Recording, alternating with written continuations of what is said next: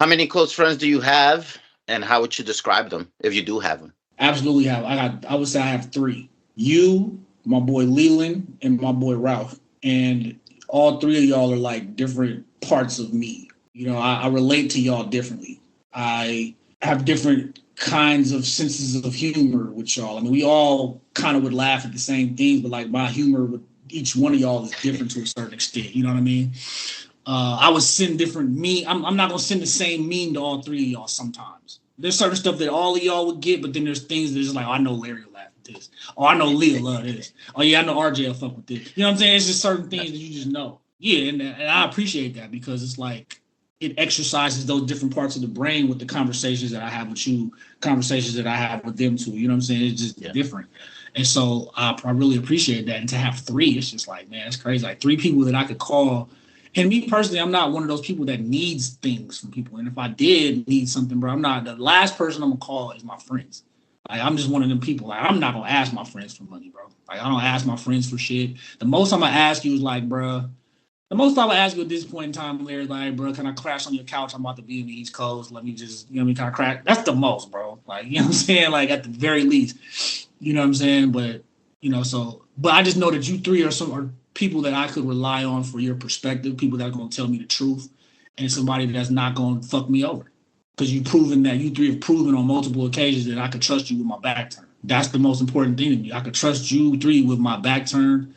I will bet on y'all. You know what I'm saying? Like I think that's the most important part of a friendship, and it becomes kind of like a family type thing. Because blood couldn't make us closer. You know what I mean? Also, I'm closer with y'all than I am with some of my family. So it's like, you know, Yeah, friends are your chosen family, right? So back. we continue to choose to be in each other's lives and to support and give each other the advice and the perspective to make each other better. And I was gonna say that it's a type of strong friendships that could withstand long distances.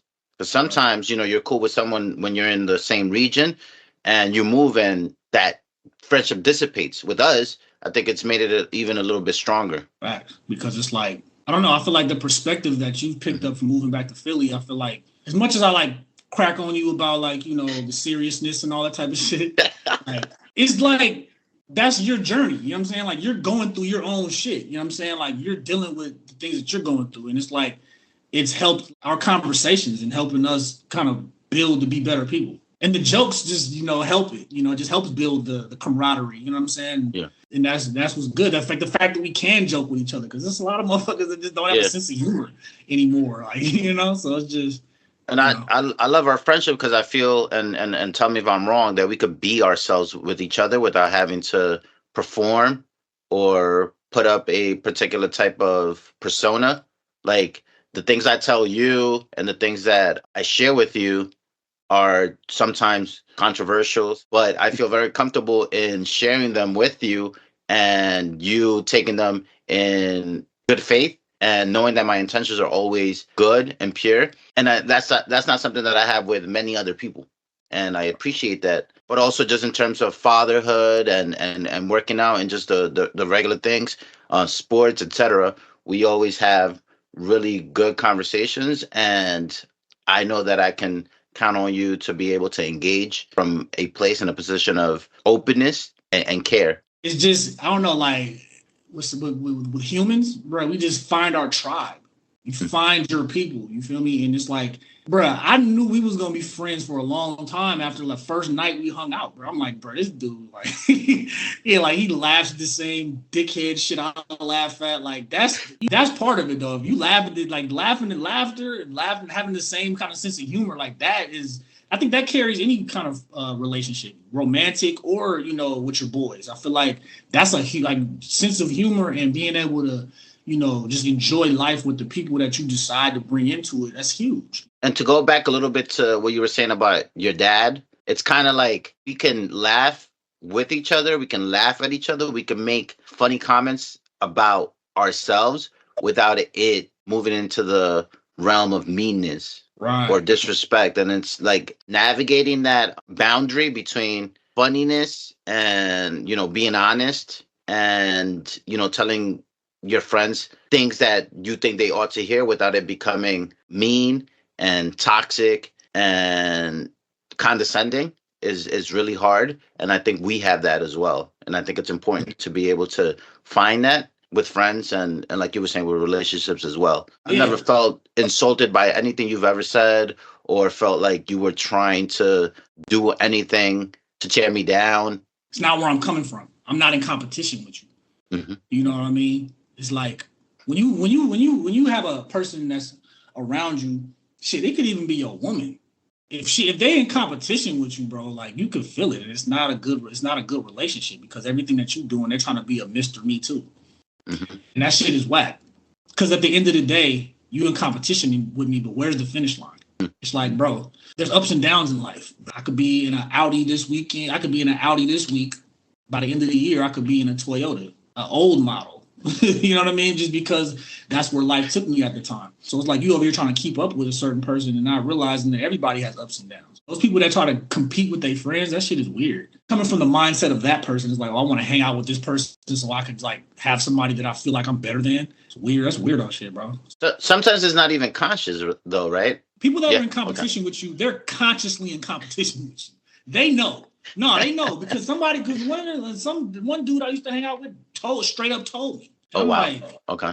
words? Like, and me, you know, in my younger mind, also, the advice I would give to my 20-year-old self is stop hanging out with people after you figure out who they are. That's another thing that I did too. I kept hanging out with motherfuckers after I figured out like who they was. The friendship ended up ending anyway. So it's like I should have, you know, because that's where it was headed. Like that's, you know, once you figure out like who that person is, like leave them people alone. People just be like I had one dude that was like literally like mad because I was a teacher. And I guess he felt like we were supposed to be equals, but like I guess because teaching was something he felt like he couldn't do.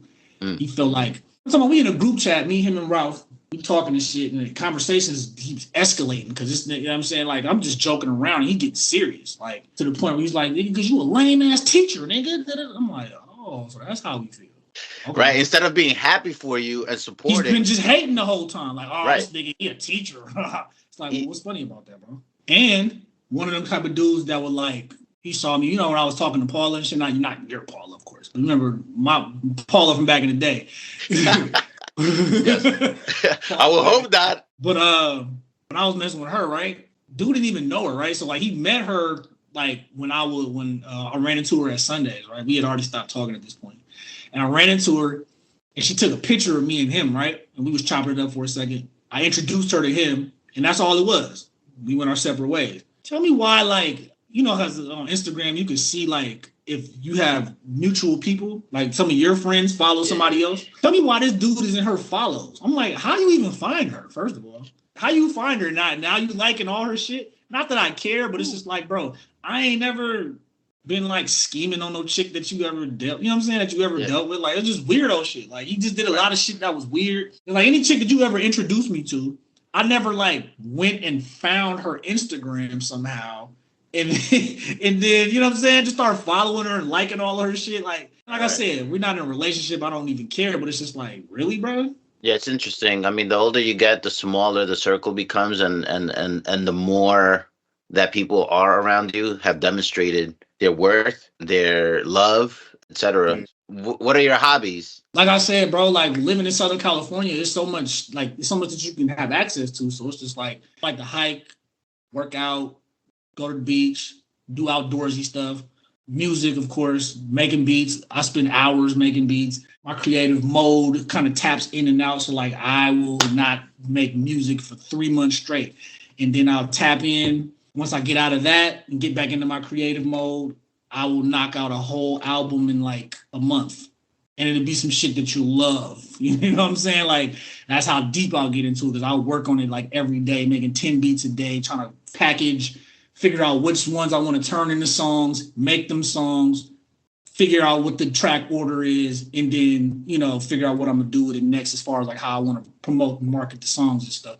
I know in the beginning of the recording the episode, you were having a drink. Was that a protein shake? Yeah. Okay, so it seems like working out is one of the big hobbies that you have now. You want to elaborate a little bit as to what your regimen is like? Sure. So I go in like 4-day cycles. So 3 to 4 day cycles, depending on if I'm a depending on like where my leg day falls. So the way I do it is like on a 4-day cycle. I start off with I'll do chest and arms. Let's just call it Monday through Thursday.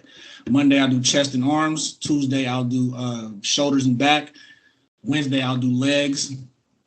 Thursday I'll do an hour on the treadmill with the incline starting at 8. And every 10 minutes I'll move it up a 0.5. So I'll start at 8 and end at 11. I'll either do that or I'll go hike Mount Rubidoux, which is pretty much the same thing. It's just that I can slow down or stop if I want to. On the treadmill, that's the same speed. Yeah, and I'll do abs. And then after Thursday, it just starts over again. So Friday, I'll start with chest and arms and then just do the whole thing over again.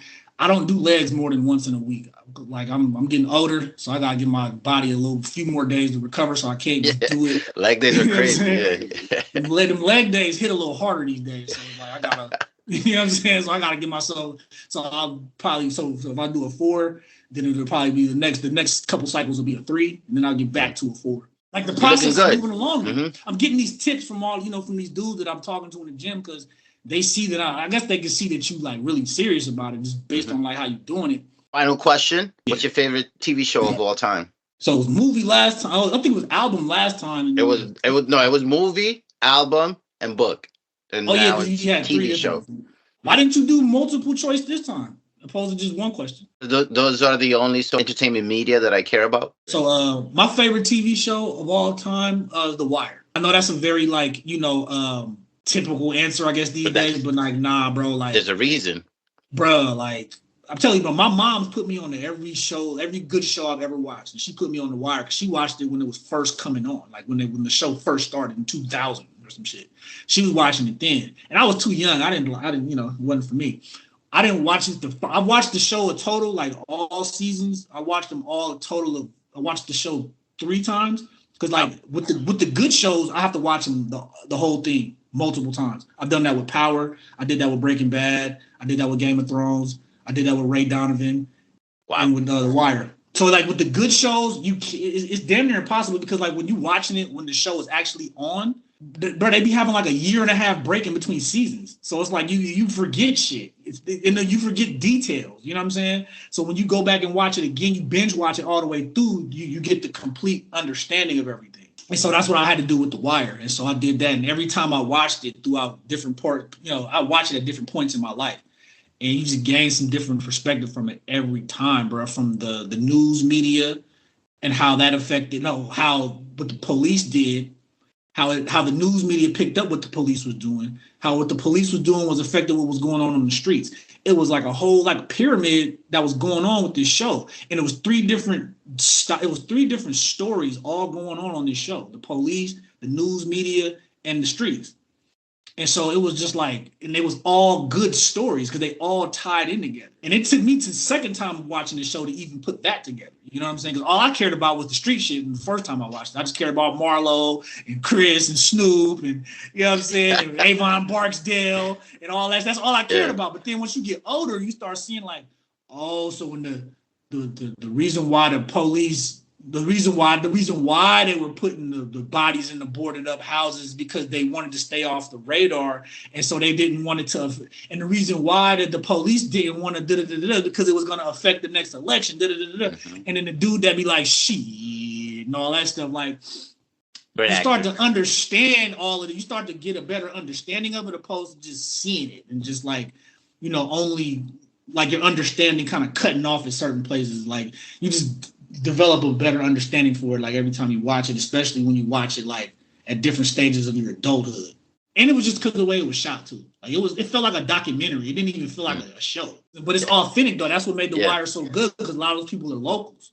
You know what I'm saying? And so it's just like how they did it, how they executed it was just I don't think no other show even no crime show comes close, bro. Power, none of that shit. Because it's just realistic.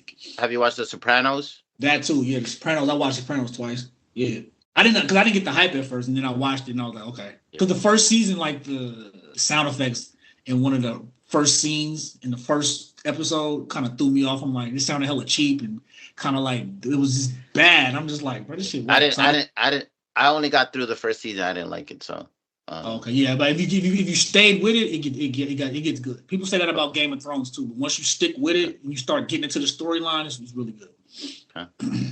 Well, Ty, it's been great talking to you. Thank you for being part of the What's Liking podcast. Anytime, bro. Anytime. All right, take care. All right, you too.